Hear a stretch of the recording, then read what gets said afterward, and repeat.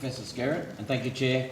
Now, I asked a question earlier, Professor Skerritt, about the number of drugs approved under the full approval process, the normal process.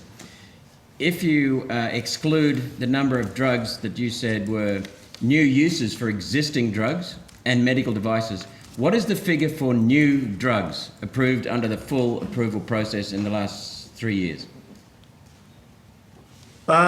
It will be about 90, but I'll give you the exact answer on notice, Senator. Thank you. So we approve between about 30 and 40 new drugs a year. Thank you. You also confirmed your view that the trial data contained sufficient proof the vaccines were safe and effective, sufficient to meet the criteria for provisional approval. And yet, after 18 months of analysing the data, some of the world's leading virologists and pharmacologists from UCLA, Stanford and here in Australia found the stage 2, stage 3 trial data showed the vaccine was associated with a 36% increase in serious adverse events.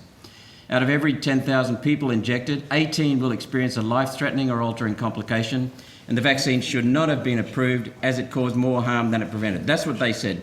One of the papers, and there are several papers, is entitled Serious Adverse Events of Special Interest Following mRNA COVID-19 Vaccination in Randomised Trials in Adults. How could ATAGI review the data and conclude everything was fine, and then the world's leading experts on the subject in a peer-reviewed and published paper find the exact opposite? Did you approve the vaccine in a deal with colleagues in the pharmaceutical industry?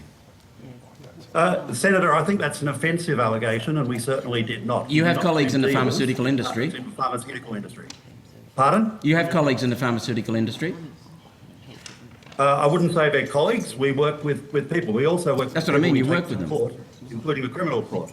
So we work with people in the pharmaceutical industry. We work with other government people, but they're not colleagues in the sense of working for the same organisation.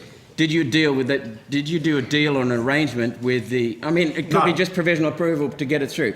Did you do that with the pharmaceutical industry? That's an offensive and unfounded allegation, Senator, and I'd like you to withdraw. Well, there are thousands of people who are dead, and we'll get onto that in the next session. I disagree with you, Senator. There are 14 deaths associated with vaccines in Australia. We'll get onto that next Senate estimates. I look forward to it, Senator. Yes, so do I. Thank you, Senator.